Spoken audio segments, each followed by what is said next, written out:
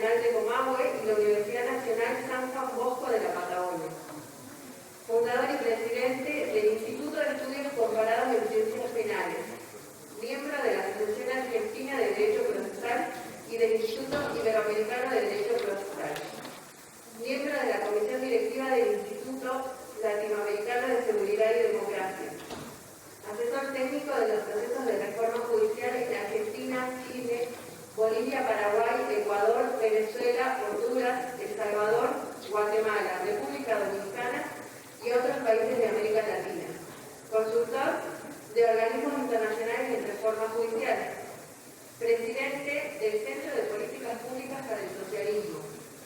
Autor de libros como De las Repúblicas Aéreas al Estado de Derecho, ideas para un debate sobre la reforma judicial en América Latina, Justicia Penal y Estado de Derecho, Iniciación al Proceso Penal Acusatorio, Política Criminal y de la Formulación a la Praxis, Introducción al Derecho Penal, Introducción al Derecho Procesal Penal, el incumplimiento de las formas procesales, ideas y materiales para la reforma de la justicia penal, Policías y ladrones, una guía para discutir el problema de la seguridad, la implementación de la justicia adversarial, análisis político criminal, derecho procesal penal tomo 1 al 7, y numerosos artículos sobre estas materias. Agradecemos al Dr. Limber su participación en estas jornadas y renovamos nuestra invitación para recibirlo en nuestra provincia. Al finalizar la conferencia del doctor, vamos a leer las preguntas al fondo a alguna persona que va a recibir las consultas para que nos escriban en un papel. Queda abierta su conferencia, doctor. Bien, buenas tardes, un saludo a todos. Vamos a chequear primero que me estén escuchando bien, así es. Bueno, es un gusto y a la vez una lástima no poder estar allí. Esperemos un poquito, unos 2 meses más y ya de nuevo estaré recorriendo presencialmente el país como he hecho durante tantos años y como tanto me gusta. Un saludo a Rita Mil, que la veo ahí adelante. No sé si Mabel, quien está ahí al lado, digamos, así que un saludo también. Un gusto, le damos humanidad a este juego de imágenes que tenemos hoy. Bueno, un agradecimiento a Horacio Macera por habernos invitado y también la alegría de poder participar y colaborar con todas estas jornadas preparatorias del Congreso Nacional, que es una institución que tenemos que cuidar entre todos, porque la verdad ya lleva más de 70 años de existir. Es algo muy raro en este país que tengamos un encuentro académico de estas características, y por eso cada vez que la asociación nos convoca a dar un aporte para que sigamos sosteniendo esto, me parece de una enorme envergadura, y que nos reunamos antes del Congreso también. Hoy me toca un tema que parece simple, parece genérico, pero que es el origen, es el centro principal de las preocupaciones que tenemos hoy día en el derecho procesal penal. Ustedes conocen muy bien el arduo camino que tuvimos que recorrer para que podamos definitivamente esclarecer cuál es el modelo constitucional de justicia penal previsto en nuestro bloque de constitucionalidad. Es un camino que de un modo muy concreto arranca en 1873 con el primer proyecto, dentro, fíjense ustedes, de la codificación que se estaba realizando en todas las áreas para poner en marcha las instituciones de la Constitución 5360. Y ese proyecto, Francina González, que terminó de la plaza, que no hacía otra cosa que poner los mismos principios que hoy reconocemos como en discusión, fue de un modo extraño, abandonado, no presentado, no sostenido por sus mismos impulsores, que no eran nada menos que Avellaneda, Sarmiento, que realmente creían en el establecimiento de este tipo de justicia. Y desde entonces el camino ha sido muy largo, duro, y hasta el punto de que recién en los últimos años nuestra Constitución ha podido reconocer, ha podido decir con toda claridad que ese es el modelo constitucional. Hace unos años lo estamos recién completando con el juicio del procurado, que como ha dicho la Corte en Canales, es un elemento esencial y obligatorio dentro del modelo constitucional. Por ejemplo, a Jujuy le falta terminar esa parte. Y bueno, yo diría que llevamos ya 2 décadas, no solo en nuestro país, sino en el resto de toda la región, arduamente tratando de poner en marcha el modelo inquisitorial. Caso de Jujuy, Salta, que ya tienen en su sistema provincial sistemas acusatorios, también es el único lugar donde se está implementando el nuevo modelo de justicia federal, que presenta dificultades adicionales. Se tienen después en las preguntas analizadas. Ahora, yo quisiera destacar en esta conferencia 3 desafíos que me parecen de los más importantes y a la vez de los más prácticos. Estos desafíos yo los diría que son el desafío organizacional, el desafío de la litigación y lo que llamaríamos en términos generales la necesidad de construir un nuevo diálogo con la sociedad. A eso todos estos 3 desafíos van a impactar, por eso quiero terminar, en la necesidad de una renovación conceptual teórica sobre estos temas. ¿A qué le llamamos desafío organizacional? Algo que fue de alguna manera descubierto empíricamente cuando hacemos la evaluación de los primeros modelos, lo que hoy llamamos códigos de primera generación, establecían el sistema acusatorio muy influenciados por el modelo Mayer, por el código modelo para Iberoamérica, una fuerte tendencia a tomar como experiencias recientes pasos a los sistemas acusatorios que se dan dando en el continente europeo, ya sea Alemania, 75, Italia, Portugal, a principios de los 80, Italia, mediados de los 80. Esos modelos que contenían los principios ya fundamentales del sistema acusatorio, sin ninguna duda, y es lo que permite iniciar todo el proceso de cambio, que acá se corresponde en la Argentina con lo que podría ser el primer código de Tucumán, el código de Córdoba, el código de Mendoza o Buenos Aires, que son los primeros códigos que están estableciendo el sistema acusatorio. Bueno, cuando evaluamos qué estaba pasando con la implementación de esos modelos, porque había una preocupación muy clara de no quedarse en la formulación normativa, sino ver cómo estaban impactando en la realidad, las primeras evaluaciones no son satisfactorias. Había muchas dificultades en el establecimiento de la realidad, muchas dificultades en lograr que la investigación preparatoria o la etapa preparatoria fuera realmente una etapa mucho más inteligente, desburocratizada, que no repitiera el viejo expediente de instrucción. Eso no se estaba logrando. Y ahí aparece una discusión muy fuerte alrededor de cuáles eran las causas de esto. Esa discusión tan fuerte nos llevó, por un lado, tuvimos una cierta idea salvadora, se la debemos a Julio Mayer, no porque sea una idea original de Mayer, pero él la expresa en ese momento de un modo muy contundente y le pone otras bases a todo el sistema, a todo el proceso de reforma. Esto también como recordatorio de la figura de Julio Mayer. Y Mayer nos va a decir, miren, todo esto será problemático, será difícil cómo lo implementamos, tendremos problemas para hacerlo, pero este es el único modelo posible porque es el modelo constitucional. Ahí es donde la vieja escuela de Córdoba, a la cual todos pertenecemos, adquiere una nueva entidad que hoy lo llamamos la visión constitucional del proceso penal, la escuela constitucional del proceso penal, a la cual mayoritariamente los procesalistas penales hoy pertenecemos. Bueno, esta idea, vuelvo a decir, es una idea que hoy nos parece, a los más jóvenes les parece muy simple.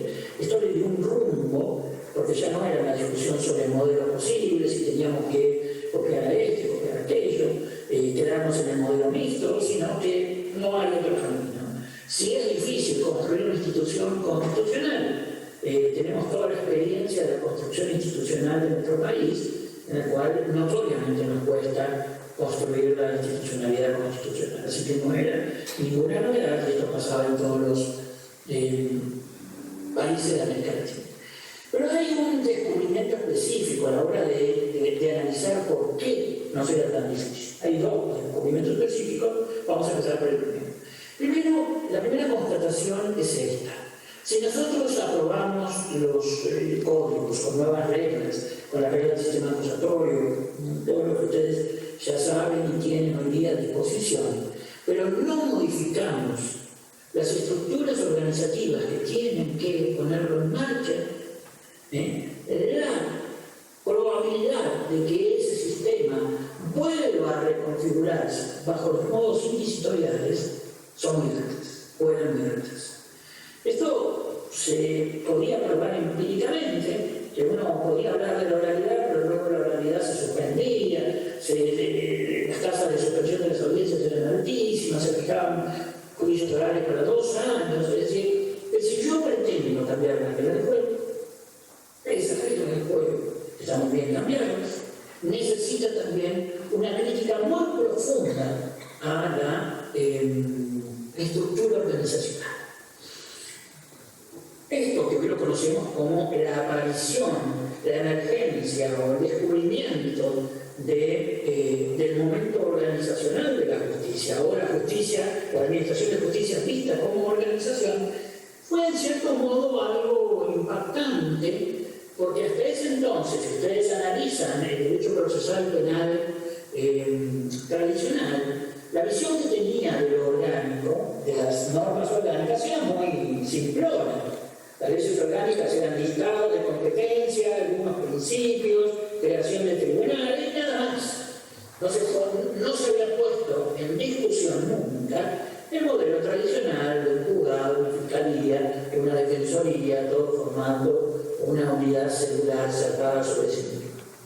Eso, la convicción que tenemos desde ese entonces, y ahí nace lo que vamos a llamar reforma de segunda generación, es que sin una mirada fuerte sobre el modelo organizacional no se podía avanzar, y es más, nace otra idea subsidiaria de esta, que dice que las normas organizacionales son muchas veces tan importantes o a veces más importantes que las reglas procesales. Bueno, si quieren otra versión de esa misma convicción, podemos establecer y hablar con mucha elocuencia sobre los grandes valores en juego que están alrededor de instituciones como el juicio oral, la división de funciones, el derecho de defensa, pero luego en la práctica son las organizaciones que hacen naufragar. Bueno, esta aparición de este momento, de esta visión, hace hacer una frase que ya en los últimos años todos la usamos, pero que de alguna manera es novedosa, que es la frase gestión judicial. Todos hoy día hablamos de gestión judicial como si fuera algo que existió siempre, y fíjense ustedes que no tiene más de 2 décadas. Nos preocupamos de crear una revista que yo dirigí durante mucho tiempo, entre el INESIC y el Centro de Justicia de las Américas, que se llama Sistemas Judiciales, para tratar de introducir todos los problemas de gestión judicial. Ustedes tienen esa revista hoy disponible en las páginas de cualquiera de las 2 instituciones. Eso significaba la gestión judicial, que teníamos que preocuparnos del modelo de organización, esto se avanzó un poco más, pero también de los problemas del gerenciamiento de las organizaciones, del manejo de las organizaciones, y ahí avanzamos un poco menos. Las 2 dimensiones, el tipo de organización y el gerenciamiento o el modelo del manejo de las organizaciones, son las 2 dimensiones que se hace cargo la gestión judicial. Por otra parte, hay otros 2 subproblemas que aparecen con este descubrimiento de la dimensión organizacional. El primero tiene que ver con que cuando uno analiza desde lo organizacional de las instituciones, las maquinarias judiciales, la justicia penal, se da cuenta que no hay ninguna razón para que los fiscales tengan la misma organización que los jueces o los defensores, porque cualquier manual básico de teoría de las organizaciones va a decir que la estructura organizacional tiene que ver con lo que tiene que lograr esa organización. Entonces ahí aparece esta triple discusión que todavía se está enriqueciendo sobre cuál es el modelo de organización del Ministerio Público, cuál es el modelo de organización de los jueces, cuál es el modelo de organización de los defensores públicos. Siempre estuvo afuera, y esto en materia penal no ha sido tan determinante, pero sí es determinante en materia civil, y no está totalmente, suficientemente tematizado hasta el día de hoy, cuál es el modelo de organización de la abogacía privada. Es decir, yo siempre digo, pero bueno, yo me dedico en penal, el impacto que tiene la abogacía privada en penal es más pequeño por la defensa pública, y además el modelo de organización del abogado penalista normalmente son estudios pequeños o departamentos pequeños dentro de estudios más grandes, con lo cual no generan tan problema. Pero cuando hablamos con los colegas de procesal civil, una reforma procesal civil tiene que hacerse cargo del modelo de organización de la oficina del abogado, que modifica totalmente su forma de trabajar, su forma de facturar, su forma de trabajar con el programa legal. Ese es otro modelo. Y esto, fíjense ustedes, buscan en la literatura y está bastante poco tematizado, inclusive por los colegios de abogados. Bueno, entonces ese es el primer impacto. Tres modelos de organización distintas, con principios totalmente distintos, que nos llevan a preguntarnos hasta el día de hoy cómo hacemos para organizar el Ministerio Público. Y ahí hay que poner en cuestión ideas muy arraigadas que no nos servían. Por ejemplo, si ustedes leen la literatura procesal argentina, todavía uno encuentra esto en Maya dando un poco de vueltas. Lo pensamos al Ministerio Público Fiscal como, en frase de Bel Maricón, un poder requiriente. Cuando hoy uno analiza en el contexto de los sistemas acusatorios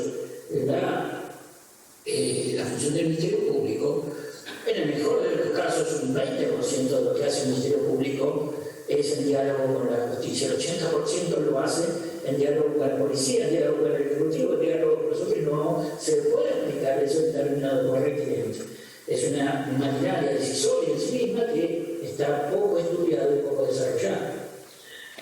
Aparece toda la discusión sobre, que hasta el día de hoy es muy importante, que es la relación entre las fiscalías territoriales y las fiscalías especializadas. Vamos a tener una etapa en la cual uno apuesta más o menos mucho más por las fiscalías especializadas, y luego se empieza a retroceder para tratar de generar un modelo integrado totalmente distinto. Después voy a volver sobre esto.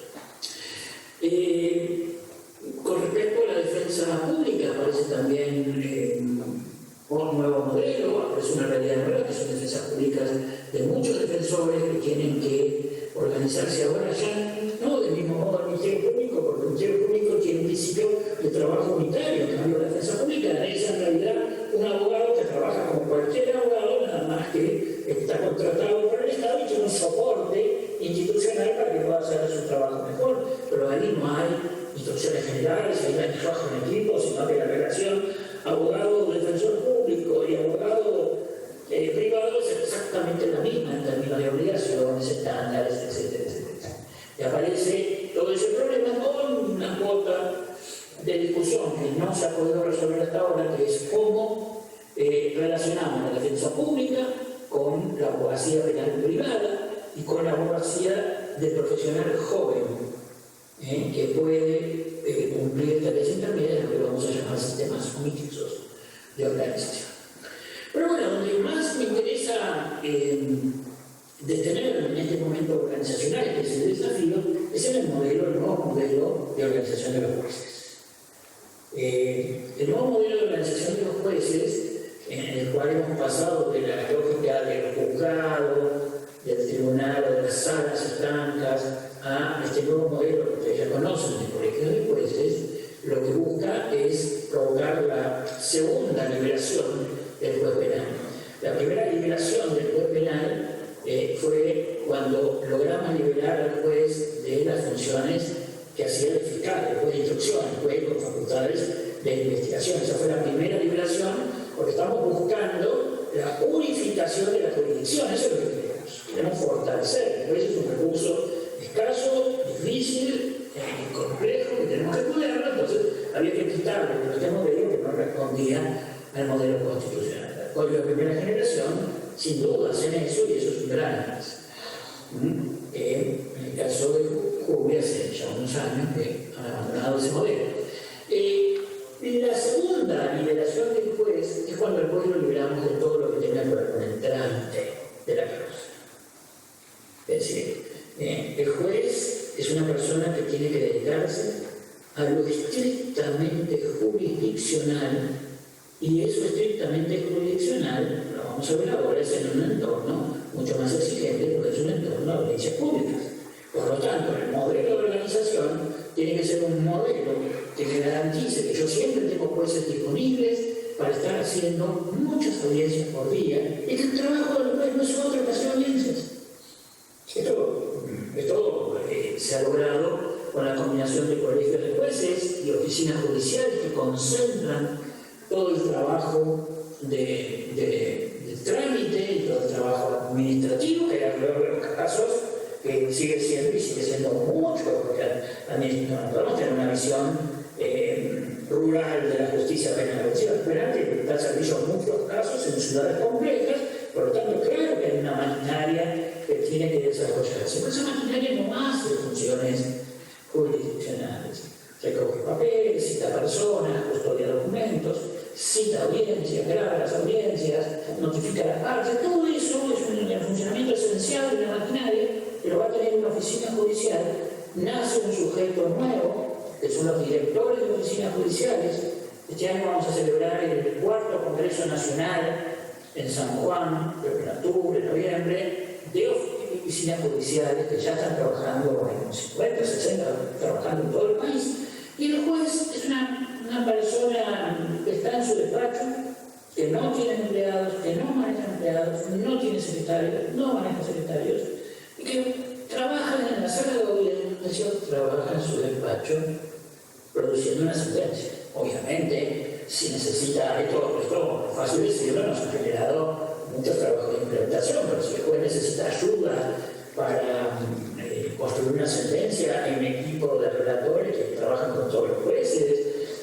Todo eso, todo el problema, todo lo que necesita el juez, la oficina judicial se lo brinda con tal servicio, de un modo más organizado. Pero este modelo modifica mucho la función del juez, se lo mide por la cantidad de horas de audiencia, quita esta idea de que el juez pueda estar sobrecargado, si no está bien organizado el trabajo, sobre todo el Ministerio Público. Pero no es tan buena nunca, porque el juez, yo recuerdo un juez chileno que ya venía trabajando en su función, y yo me olvidé de lo que es llevar mi trabajo a mi casa, me olvidé de lo que es trabajo a mí, lo que me ponen en la sala de audiencia, lo resuelvo. Si me están poniendo poco o mucho en la sala de audiencia, es un problema del director de la sala de audiencia, no es un problema mío, y esto está claro en toda la reglamentación. Bueno. También todavía donde hemos avanzado poco, y ahí se ha creado un instituto de gestión judicial en Mendoza, pero todavía vamos a tener que trabajar mucho, es en la nueva carrera técnico-profesional de los que están en las oficinas judiciales, que es el modelo antiguo, el que tengo estudiantes de abogacía, solo cubren una partecita del trabajo. Necesito gente que sepa manejar archivos, que sepa manejar el relacionamiento con las personas, etcétera, etcétera. ¿Me siguen escuchando bien? No se corta. Bueno, entonces, esto fíjense el impacto que tiene este modelo de organización judicial en la puesta en marcha del sistema acusatorio. Yo creo que si aprobamos un código acusatorio, y esto se ve, por ejemplo, mucho en federal, que no podemos avanzar razonablemente en esta cosa, y no avanzamos muy fuertemente en la reingeniería de las organizaciones, esta es una experiencia que le transmitimos permanentemente a los líderes de la reforma procesal civil, y lo han tomado también, y sé que está preocupado por esto. Bueno, pues si no avanzamos también con esto, nos vuelva. Lo que nosotros hemos visto que si dejamos el sistema en manos de los operadores judiciales solamente sin estos trabajos, deriva necesariamente el funcionamiento del sistema mixto. Eso es lo que está en la cabeza del operador judicial si lo dejamos solo y sin intervención, sin dar los pequeños golpes de timón que hay que dar permanentemente. Deriva el sistema mixto, es decir, una instrucción, una preparación de los casos, por más que esté en manos de los fiscales es lo mismo, formalizada, titularia, sin ningún tipo de creatividad y una oralidad de baja calidad. Eso es a donde nos empuja la tradición y las estructuras mentales, los hábitos que tenemos en los operadores judiciales. Bien, el segundo problema de esta mirada organizacional, de este desafío organizacional, tiene que ver con el gerenciamiento. Y todavía no hemos logrado que se determine con claridad el modelo de gerenciamiento y la administración del Poder Judicial. Pero ustedes, como a nivel federal, la disputa por el Consejo de la Magistratura no es solamente una disputa sobre el nombramiento de los jueces, que lo es, sino que también una disputa sobre el modelo de administración del Poder Judicial a nivel federal. Y todas las disputas que hay en casi todas las provincias, en las fiscalías, defensorías y tribunales superiores, nos muestra que tenemos problemas de macroorganización que no están resueltos. Tampoco tenemos muy resuelto la relación entre los colegios de jueces y los administradores de la oficina judicial. Oscilamos entre casos en los cuales los directores de la oficina judicial se someten al colegio de jueces y tenemos otros casos en los cuales el director de la oficina judicial pretende someter a los jueces. Todavía este es un equilibrio que estamos viendo cómo se va desarrollando y no tenemos todavía un cuerpo claro de ideas sobre este tipo. Finalmente, en este descubrimiento, en este desafío organizacional, tenemos un problema de interdisciplina. Una de las sorpresas cuando empezamos a pensar a la justicia como organización es que las disciplinas que se ocupan del problema organizacional, que son muchas y muy desarrolladas, la teoría de las organizaciones, la teoría de la administración, la teoría de las decisiones, todas esas que tienen un desarrollo inmenso, pero ninguna se preocupaba por el problema judicial. Hasta el día de hoy nos cuesta que los profesionales de esa disciplina, como vivimos en las universidades, que tienen grandes universidades, que a veces tienen desarrollos muy modernos, vean el problema judicial como un problema de su disciplina. Eso todavía no hemos podido construir los puentes adecuados. Hay más avance desde los abogados hacia la apertura hacia esas disciplinas que una respuesta de interés. Eso no es que me parece un problema, sino que es una cuestión de madurez, de que empezar a construir mesas para eso. Como abogados tenemos que darle el paso, porque nosotros creemos que todo problema que ocurre en la especial, cuando después uno se pone a hablar, descubre que el manejo de los turnos, el manejo de las técnicas de implementación, los problemas de liderazgo, los problemas de cultura organizacional, están en los hospitales, están en las escuelas, están en todas las organizaciones públicas. Así que hay una interdisciplina ahí que todavía está en construcción y esto es un desafío para los próximos años. Bien, entonces el primer desafío en este puse es el desafío organizacional. El segundo desafío que tiene la puesta en marcha del modelo constitucional tiene que ver con las deficiencias que tenemos en la litigación. Esto también fue un gran descubrimiento del base de los códigos de primera y segunda generación, cuando se descubre de algún modo masivo que el abogado latinoamericano, el argentino, no sabe litigar en materia, en contextos acusatorios adversariales. Y cuando decimos no sabe litigar, significa que no sabe presentar el caso, es decir, algo que es elemental y que el curso de litigación se consume más tiempo del que debería, que es no sabe narrar los hechos, no sabe planificar la prueba, no sabe ingresar a una audiencia con sentido estratégico, no sabe responder rápidamente a los cambios de argumentaciones que se dan las otras partes, no sabe ser riguroso. Y tenemos esta costumbre de hablar con odas hacia el Pacto Internacional de los Derechos Humanos, a la Constitución, entonces la justicia nos responde con sentencias que son también escopetazos. Todo eso nos lleva a un litigio poco riguroso.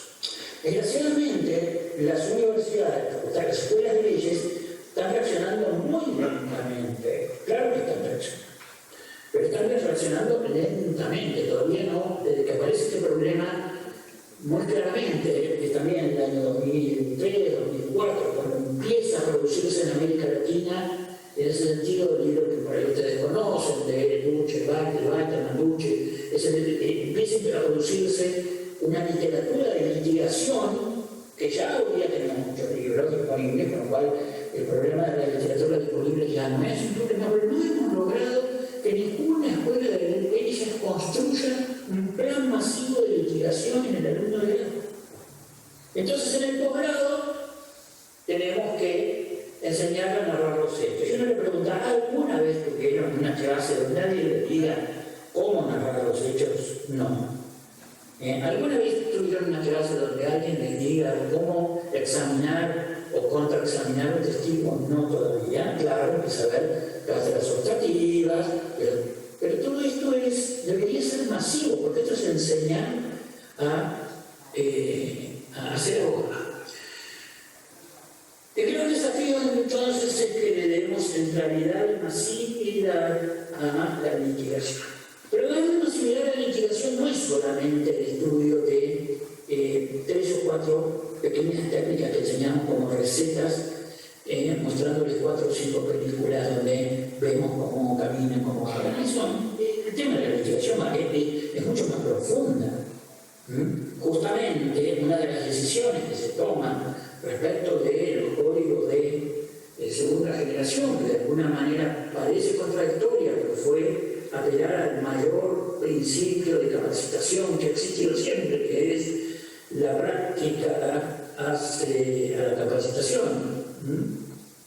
La práctica que hace un buen cocinero, lo mismo la práctica lo que va a hacer un buen abogado, es que se busca que los nuevos sistemas acusatorios tengan oralizada todas las etapas, y en particular se oraliza profundamente la etapa preparatoria, de tal manera que el abogado siempre tenga que estar en audiencias orales y públicas. Esto impacta sobre el modelo organizacional, pero bueno, es aprender a litigar o morir en el ejercicio profesional. Esa es la técnica que se utiliza hoy, esa técnica va avanzando. Y ya empezamos a tener generaciones de abogados que a los 35 años ya tienen una experiencia de haber pasado por cientos de audiencias que cambia totalmente el asunto. La litigación tiene, yo quiero destacar 3 aspectos de esta mirada sobre la litigación. El primero, que es uno antiguo, que es lo que podríamos llamar el sentido sustantivo. La vieja discusión que se daba más fuertemente en el ámbito del proceso civil entre Carmen y Caramandrei sobre cuál es el objeto de juicios, y de lo que se trata es de resolver un litigio, o si de lo que se trata es de aplicar una ley a una situación fáctica predeterminada. El modelo penal termina siendo carneriano. Nosotros hoy tenemos esa visión, siempre se trata de resolver un conflicto que, como no queremos que se instale en la sociedad la autotutela, nosotros lo llevamos a la justicia, pero no deja de existir ese conflicto, nada más que ahora se convirtió en un litigio, que es un litigio formalizado. Pero un buen sistema procesal penal es aquel que no hace desaparecer los intereses en juego. Que los intereses en un juego ingresen a la justicia penal y se institucionalicen en el litigio es una buena forma de entender lo que significa un sistema acusatorio, pero se habla de las cargas, un sistema, por eso usamos la palabra acusatorio adversarial, un un sistema adversarial que está siempre orientado al litigio, no al trabajo propio del juez, como si todo transcurriera en el espíritu, en la cabeza del juez. No, el centro está en el litigio. Esa es la característica de la adversarialidad. Y por suerte, poco a poco, los jueces van entendiendo, que una decisión de calidad siempre está precedida de un litigio de calidad. Y que si yo no provoco, no exijo un litigio de calidad, las chances de que se degrada de mi decisión judicial son muy grandes. Yo siempre cito a un gran jurista francés, sociólogo del derecho también, que se llama Antoine Garapon, que tiene un libro muy interesante que se llama Juzgar en Estados Unidos o Juzgar en Francia, y él siempre dice que después de la tradición anglosajona, es decir, de los sistemas acusatorios adversariales, ante cada problema hace trabajar a las partes. Aclaren esto, discutan esto, porque entiende que de esa discusión que se da entre las partes él va a tener una mejor posibilidad de tomar una decisión. Es el juez francés escucha lo que dicen las partes, se encierra en su despacho, busca los libros, un ayudante y construye la solución. Y él lo pone como dos tradiciones. Esas tradiciones uno hoy las encuentra en las dificultades que tienen muchos jueces de no atizar el debate. Atizar rigurosamente. Yo soy muy crítico del debate, sea el debate del juicio, o sea los debates de las audiencias, cuando los jueces dejan que todo el mundo se vaya por las ramas, digan cualquier cosa, porque no hay tiempo para eso. Pero sí hay que atizar el debate en serio. Fíjense que esto cambia según los modelos de juez. Claro que tenemos un solo modelo de juez en la justicia penal. El juez de garantías es un juez más activo, es un juez que tiene esto que los ingleses han llamado case management. Es un juez que no es indiferente a la demora de las partes, a la dilación de las partes, al litigio indirecto. Es un juez más activo. Eso no quiere decir que reemplace a las partes, al contrario, está siempre activando y ordenando el litigio. Por eso el litigio es precondición de la jurisdicción, en sentido de palabras clásicas del derecho procesal, ¿cierto? El juez de juicio, que además el modelo del juez de juicio son los jurados, ese sí es más pasivo, porque está viendo si el acusador cumple o no con los estándares que le hemos puesto, con las cargas que le hemos puesto para que su pretensión punitiva, que es la pena, la condena, se la habilitemos o no. Ese es un juez más pasivo. Pero el juez de segunda instancia vuelve a ser un juez activo. Vuelve a ser un juez que cuando llega a la audiencia le pregunta a la parte porque quiere precisar el litigio. El otro día hay una página donde están, maravillosa, donde están grabadas las audiencias que hace la Corte Suprema de Estados Unidos. Y le digo que cuando los jueces empiezan a interrogar a las partes, hay que bancarse ese interrogatorio. Porque son cosas absolutamente finitas. Y por eso los litigantes van preparados. Y los jueces ingresan a esa audiencia ya conociendo el caso, siempre las mociones, como dicen ellos, las presentaciones, entonces eso siempre se hace por escrito. Por lo cual yo ya tengo un nivel de controversia ya establecido. Yo eso lo conozco y entro a la audiencia a precisar. La Corte Suprema nuestra en algunas audiencias lo ha hecho muy bien. Pasa que es errático, a veces lo hace, a veces no lo hace, a veces una vez se levanta un miembro y dice, ¿cómo se puede levantar en la audiencia? Pero hay audiencias que están ahí en el repositorio del Centro de Información y si ustedes también lo están haciendo, lo hacen bien. Hay preguntas que son realmente muy precisas y ven cómo los abogados, que por eso los abogados que van a litigar a la Corte no es cualquier abogado, responden también con precisión. Ese es el modelo en el cual todos nuestros tribunales de segunda instancia, sean los tribunales de la impugnación, las cámaras de apelaciones, provinciales, nacionales, los tribunales superiores tendríamos que tener. Pero esto nos está costando porque ustedes conocen la práctica, no solo tenemos la vieja costumbre del informe Proche, sino que además se desalienta la realización de las audiencias.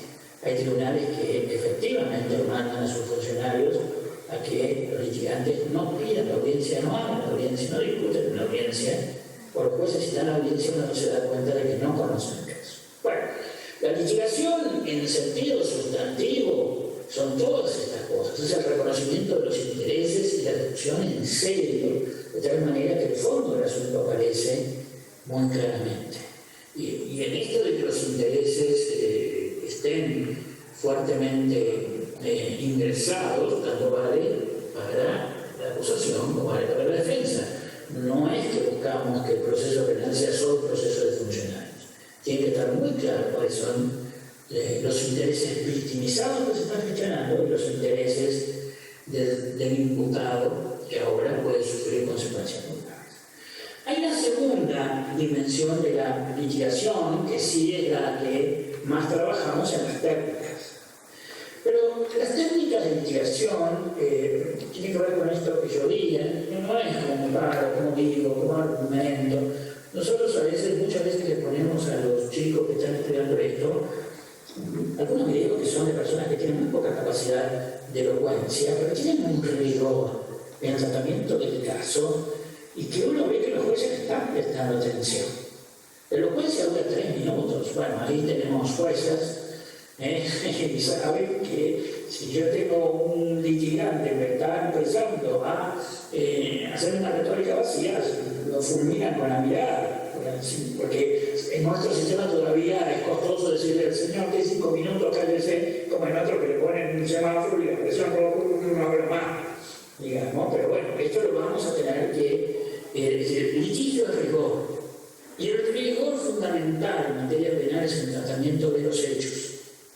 Nosotros tenemos una cierta enfermedad conceptualista de la cual se burlaba uno de los grandes juristas del siglo XIX, que es Rudolf von Dering, lo que llamaba el cielo de los conceptos, en vez de la disputa de intereses que forma parte de su mirada del problema. Bueno, donde enseñamos y discutimos teorías que no se relacionan muy directamente con los hechos del caso.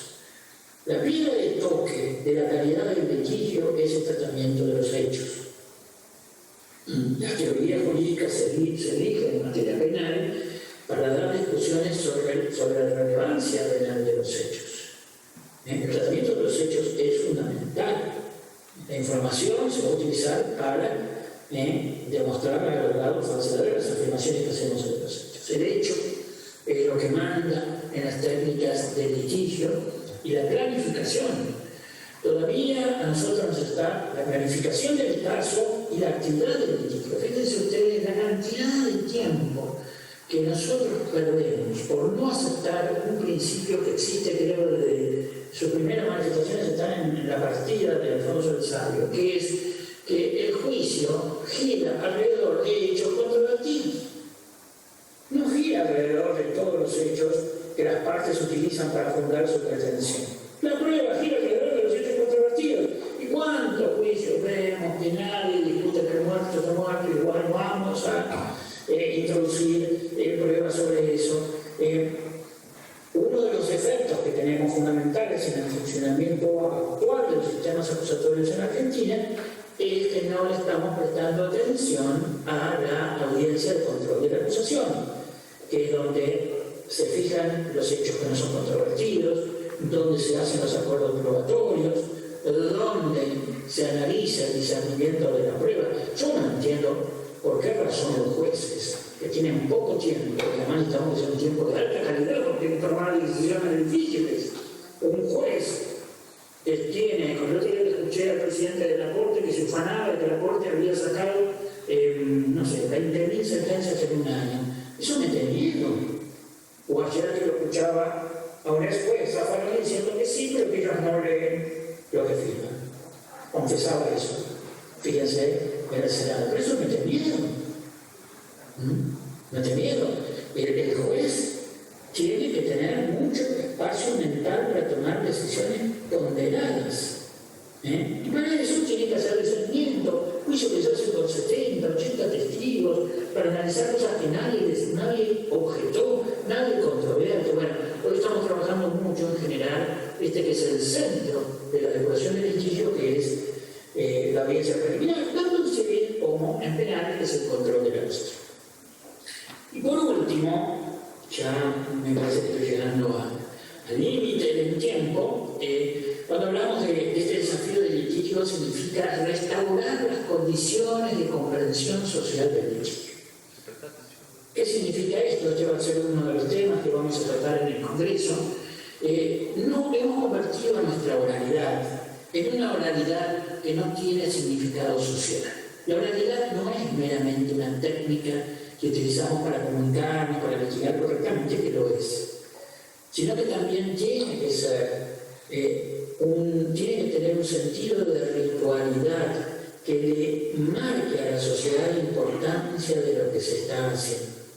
Todos los sistemas judiciales desde antiguo han tenido siempre una dimensión ritual muy importante. Los romanos les costó un buen tiempo, sino un par de siglos, abandonar la retórica religiosa en lo judicial hasta ir secularizando su lenguaje judicial. Siempre la justicia constituyó un espacio, entre comillas, sagrado, en el sentido ministerial, sagrado y profano, tiene siempre, y por eso la justicia se hacía en espacios determinados, en el foro, abajo de un árbol, cerca de una montaña, al lado de un río, siempre ha tenido componentes rituales. La Inquisición los manejaba muy bien, los elementos rituales como rituales de autoridad absolutista. Pero nosotros pretendemos que nuestras salas de audiencia sean salas de audiencia semánticamente pobres. Yo siempre estuve en contra de eso. Nuestras salas de audiencia tienen que ser salas donde se produzca ritualmente este gran metabolismo social de casos que implican mucho dolor para la sociedad o donde se están tejiendo modelos de referencia y mensajes claros para la sociedad para que no se normalicen conductas que hacen daño. Todo esto es muy importante y nosotros no hacemos en esa sala de audiencia un espacio ritual de importancia. Con esto no estoy diciendo si hay que poner ropa, si hay que ponerse peluca, no sé, no, es decir, hay discusiones más modernas porque no es sencillo determinar cuáles son las señales, los símbolos, los rituales que necesita esta democracia compleja e intercultural. Ustedes ahí en Jujuy que pueden ver cuando las autoridades de comuneras, las autoridades de los pueblos originarios administran justicia, tienen un componente ritual también, de pertenencia de la comunidad, de espacios, de algún símbolo. ¿Por qué hemos perdido esto? No lo sé. Pero a mí me parece que estas salitas que nosotros hacemos, que son salitas ferias, a veces llenas de papeles que metemos por ahí, que no tienen ningún tipo de autoridad, pensemos, yo siempre digo que hay que construir una nueva semiótica del Poder Judicial para restablecer este carácter ritual y simbólico del espacio de la sala de audiencia, no de la justicia natural, del espacio de la sala de audiencia, que es fundamentalmente un espacio de pacificación y tolerancia. Díganme si esta sociedad no necesita activar urgentemente todos sus espacios y fábricas de tolerancia. Si vivimos todos exasperados. La justicia, que a veces hace justicia, pero siempre y en todo caso tiene que generar prácticas de tolerancia y prácticas de pacificación. Entonces, esto hay que tomárselo mucho más en serio. Bueno, para finalizar, estos dos grandes desafíos que les había planteado, el desafío organizacional, el desafío de la administración, de los cuales salen muchas acciones concretas, tienen que impactar en nuevos aparatos conceptuales al servicio de este nuevo modelo de administración de justicia.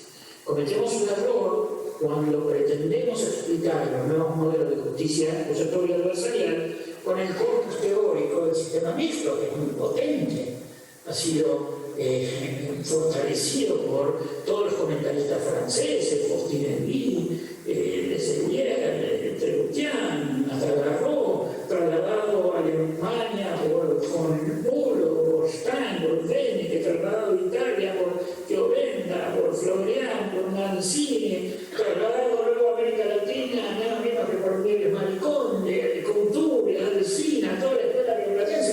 A ver, decir que hay que abandonar esto puede sonar a un acto de petulancia, no, porque soy un lector empedernido de todos esos autores, pero no nos están explicando el sistema que nosotros tenemos. No es casualidad que Ferrarioli, que se enfrenta al mismo problema, vaya a recurrir a Carrara, que es el crítico de todos estos sistemas. Usemos todos los materiales del pasado, pero lancémonos a construir una nueva teoría del sistema acusatorio adversarial que se haga cargo de los viejos problemas del modelo constitucional que vienen desde el siglo XIX a los nuevos desafíos de esta justicia que necesita hablar a millones de personas, algo que en el siglo XIX no estaba planteado. Yo creo que ese el desafío de la renovación teórica, que es un desafío que nos convoca especialmente en los congresos, es el que termina por mostrar las grandes tareas que tenemos por delante. Bien, muchas gracias.